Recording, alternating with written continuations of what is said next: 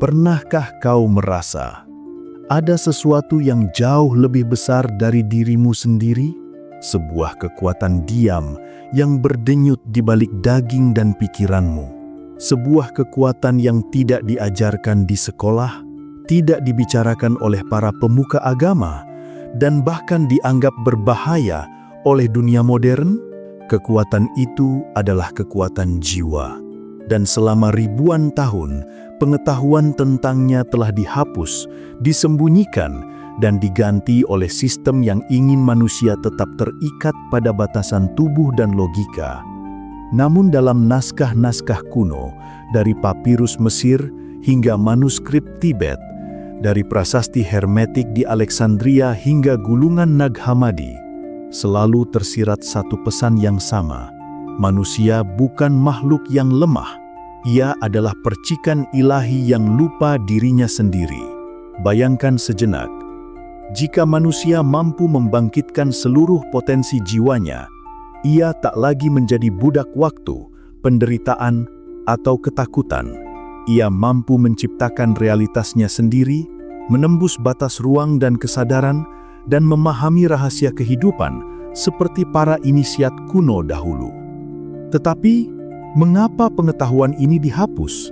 Mengapa kekuatan jiwa yang seharusnya menjadi hak setiap manusia justru ditutupi oleh kabut dogma dan materialisme?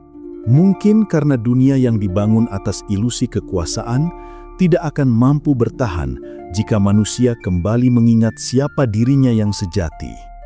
Dalam video ini, kita akan menyelami rahasia terlarang tentang kekuatan jiwa, pengetahuan kuno yang pernah dimiliki para nabi, yogi, dan para penjaga misteri. Kita akan menelusuri bagaimana peradaban masa lalu memahami jiwa bukan sekadar roh, melainkan sumber daya kosmis yang dapat digunakan untuk mengubah realitas. Kita akan membuka tabir tentang bagaimana kekuatan ini pernah digunakan, bagaimana ia disembunyikan dari manusia modern, dan apa yang sebenarnya terjadi ketika seseorang mulai terbangun dari tidur kesadarannya. Karena mungkin, kebenaran terbesar bukanlah sesuatu yang baru ditemukan, melainkan sesuatu yang telah lama kita lupakan. Apakah Anda siap untuk mengingat kembali siapa Anda sebenarnya? Maka bersiaplah, karena journey ini akan membawa Anda ke wilayah yang tidak lagi bisa dijangkau oleh logika, melainkan oleh getaran terdalam dari jiwa Anda sendiri. Sejak awal peradaban, manusia telah memandang jiwa sebagai sesuatu yang sakral, sebagai inti kesadaran yang menghubungkan dirinya dengan alam semesta. Namun pemahaman tentang kekuatan jiwa ini tidak pernah sederhana. Di setiap kebudayaan besar, dari Mesir kuno hingga India Vedik, dari Yunani Hermetik hingga peradaban Maya, selalu ada ajaran tersembunyi yang tidak pernah disampaikan kepada khalayak umum. Ajaran ini hanya diwariskan kepada mereka yang disebut the initiated, mereka yang telah melewati pintu kesadaran dan siap menanggung beban pengetahuan sejati. Di Mesir, para imam di kuil Hermopolis dan Heliopolis mengajarkan bahwa jiwa manusia adalah bagian dari Ka, energi hidup yang mengalir dari Dewa Ra, matahari spiritual yang memberi kesadaran pada seluruh ciptaan. Dalam teks piramid teks, disebutkan bahwa manusia tidak mati, ia hanya pindah kapal menuju dimensi lain. Jiwa, dengan kekuatannya yang murni, mampu menavigasi ruang-ruang antara dunia. Tapi hanya mereka yang mengenal dirinya secara mendalam yang dapat melakukannya tanpa tersesat di lautan kegelapan. Sementara di timur, para yogi kuno berbicara tentang Atman, percikan ilahi di dalam diri manusia yang identik dengan Brahman, kesadaran universal. Disinilah letak rahasianya. Bukan sekadar kepercayaan spiritual, melainkan sebuah realitas eksistensial, bahwa manusia adalah bagian dari sang sumber itu sendiri. Kekuatan jiwa bukan kekuatan yang dimiliki, tapi kekuatan yang adanya adalah diri kita sendiri. Namun, ketika dunia mulai dikuasai oleh kerajaan, institusi, dan dogma, pengetahuan ini perlahan dikaburkan. Para penjaga misteri, seperti ordo-ordo hermetik, alkimis Eropa dan para guru kebatinan timur, mulai menyembunyikan ajaran mereka di balik simbol dan metafora. Mereka tahu, pengetahuan tentang jiwa adalah pedang bermata dua, dapat membebaskan, tapi juga dapat menghancurkan jika digunakan tanpa kebijaksanaan. Dalam catatan para gnostik di awal era Kristen, jiwa manusia digambarkan sebagai makhluk cahaya yang jatuh ke dunia materi dan lupa jati dirinya. Dunia ini disebut penjara kesadaran, tempat di mana manusia hidup tanpa menyadari bahwa mereka adalah makhluk abadi.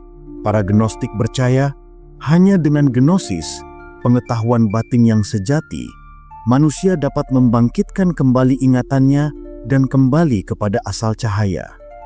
Filsafat hermetik kemudian menegaskan prinsip yang sama, as above, so below, as within, so without. Apa yang terjadi di dalam diri manusia mencerminkan tatanan kosmos.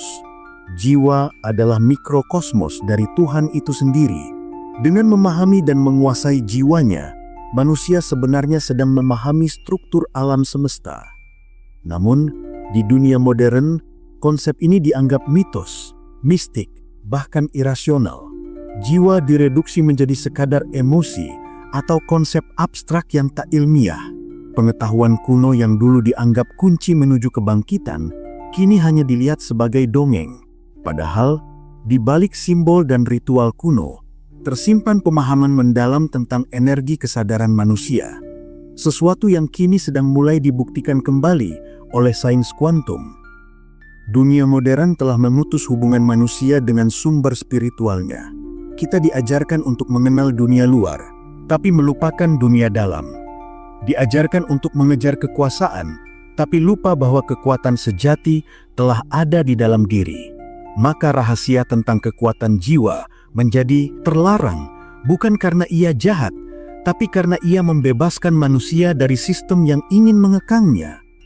Jiwa adalah pintu kebebasan sejati, tapi untuk memasukinya, seseorang harus berani melampaui ilusi yang telah ditanamkan selama berabad-abad.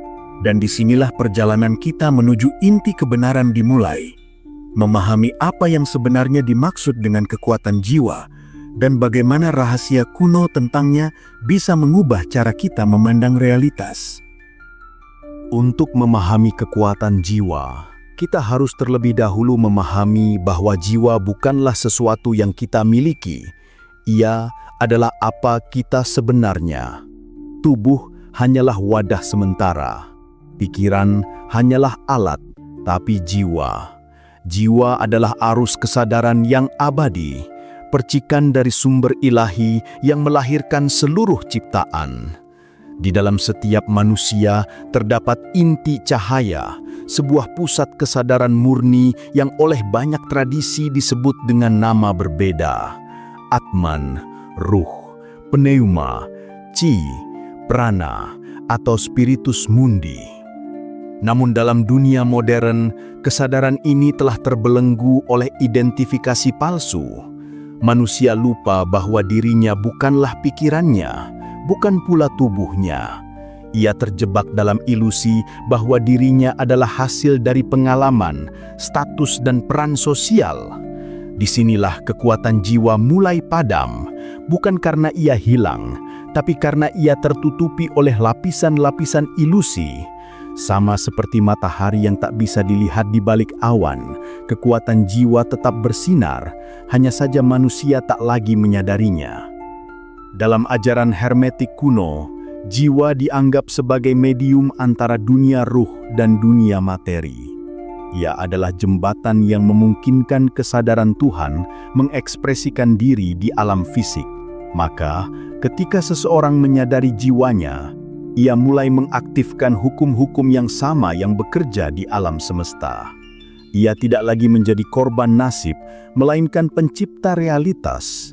Disinilah rahasia sejati kekuatan jiwa, kemampuan untuk menyelaraskan getaran batin dengan hukum kosmos, sehingga apapun yang diinginkan dan dipahami dengan kesadaran murni akan termanifestasi di dunia nyata.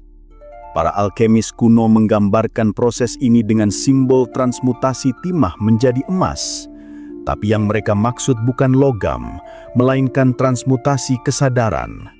Jiwa manusia yang masih kasar, terikat oleh nafsu, ketakutan, dan keinginan duniawi, harus dimurnikan agar menjadi emas spiritual, kesadaran ilahi yang sadar akan dirinya sendiri. Dalam proses ini, api suci digunakan untuk membakar kegelapan batin, mengubah penderitaan menjadi kebijaksanaan, dan ketidaktahuan menjadi pencerahan. Jika kita membaca naskah-naskah kuno dari timur hingga barat, semuanya berbicara tentang satu hal yang sama. Penguasaan diri adalah kunci kebangkitan jiwa. Dalam Upanishad, tertulis bahwa mereka yang menaklukkan pikirannya, menaklukkan dunia. Dalam Corpus Hermeticum, disebutkan bahwa mereka yang mengenal dirinya, mengenal Sang Pencipta. Ini bukan sekedar ajaran moral, tapi petunjuk eksperimental untuk membuka potensi batin. Karena ketika pikiran hening dan kesadaran mengendap, sesuatu yang lebih tinggi bangkit di dalam diri, suara jiwa itu sendiri. Bayangkan kesadaran seperti danau. Ketika airnya bergelombang oleh emosi, nafsu, dan pikiran liar, permukaannya keruh dan tidak bisa memantulkan cahaya. Tapi ketika ia tenang, jernih dan diam, maka cahaya langit terlihat jelas di dalamnya.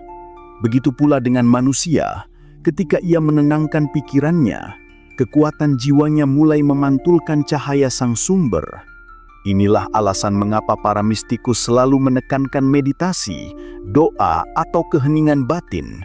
Bukan karena ritual itu wajib, tapi karena di dalam keheningan, jiwa berbicara.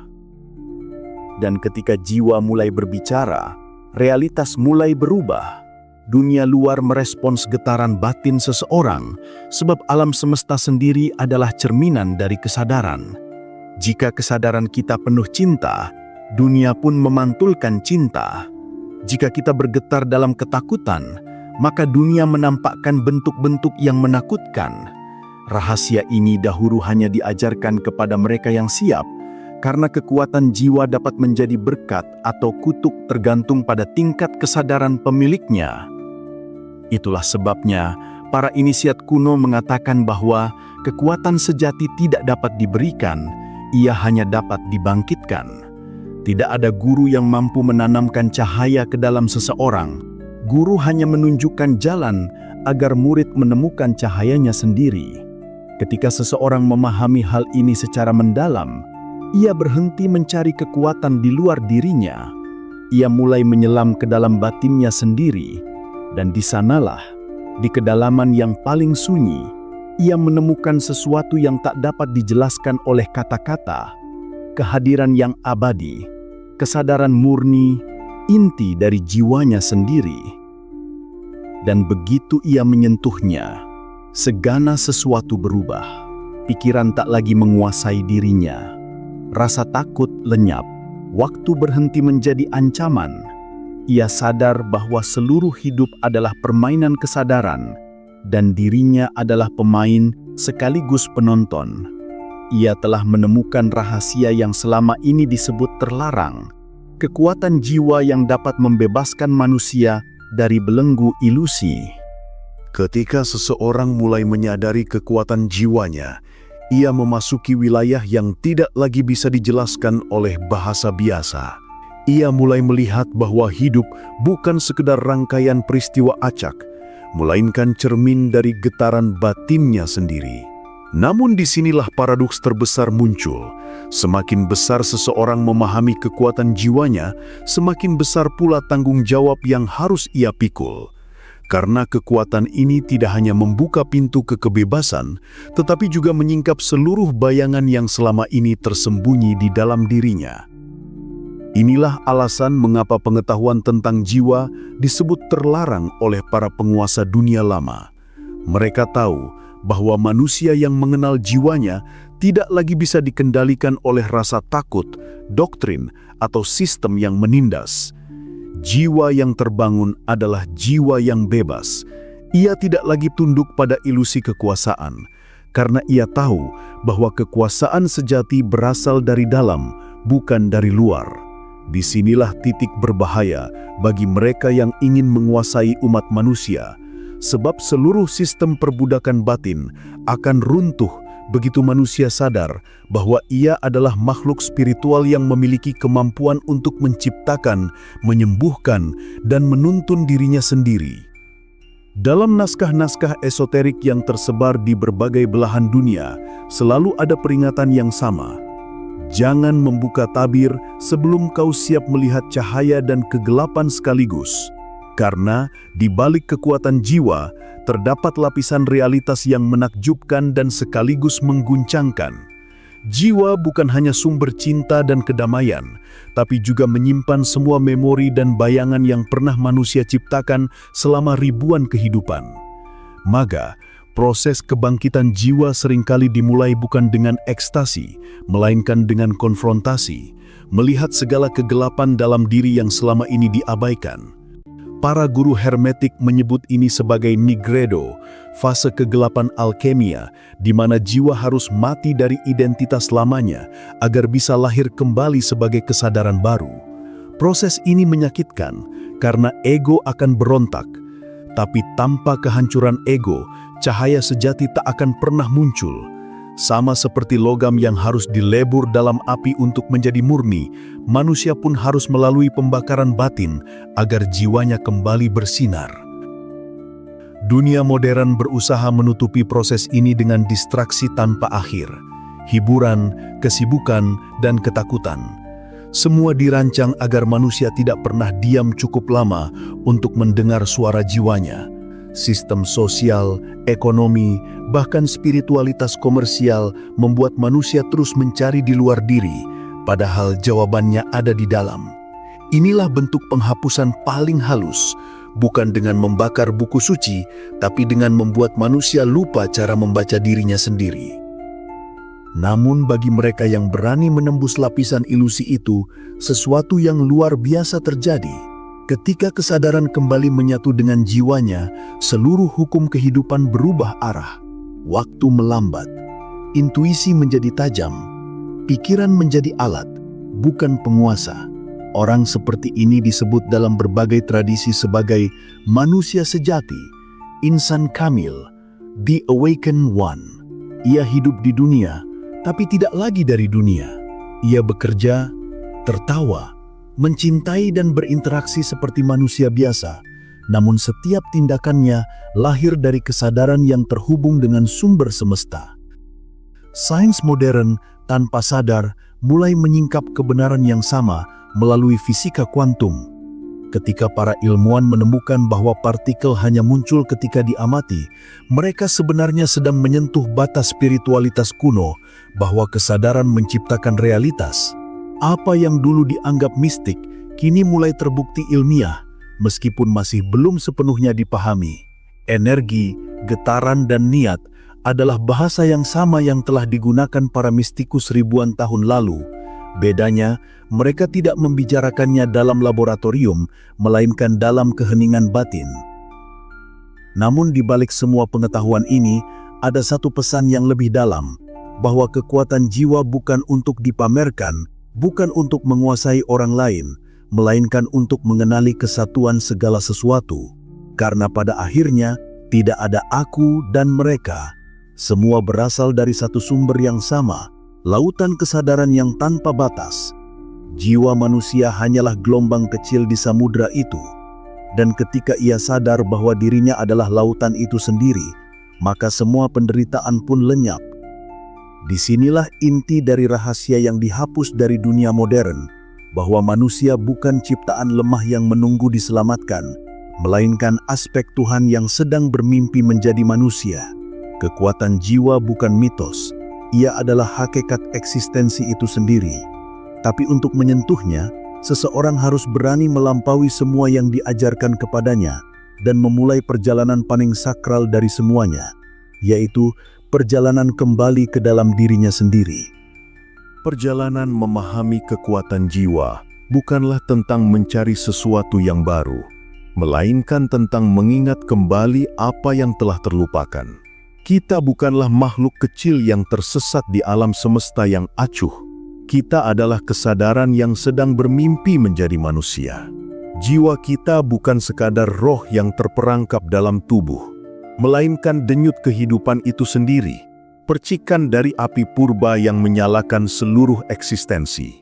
Selama ribuan tahun, pengetahuan ini dijaga oleh para penjaga misteri, para nabi, yogi, filsuf dan inisiat agung yang memahami bahwa kekuatan sejati bukan terletak pada kekuasaan atas dunia, melainkan penguasaan atas diri. Mereka berbicara dalam simbol, dalam bahasa yang hanya bisa dipahami oleh hati yang terbangun.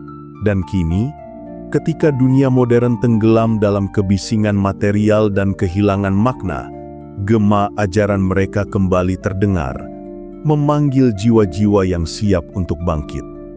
Karena setiap zaman memiliki panggilannya sendiri. Dan zaman ini, di mana manusia lebih sibuk mencari di luar daripada menengok ke dalam, adalah masa di mana kebangkitan spiritual menjadi kebutuhan, bukan pilihan. Dunia sedang bergerak cepat, tetapi tanpa kesadaran, kecepatan itu hanya membawa kita semakin jauh dari diri sendiri. Maka satu-satunya jalan keluar bukanlah dengan melawan dunia, melainkan dengan menyalakan cahaya jiwa di dalam kegelapan dunia itu sendiri. Kekuatan jiwa bukan sekadar konsep metafisik. Ia adalah realitas yang menunggu untuk dialami.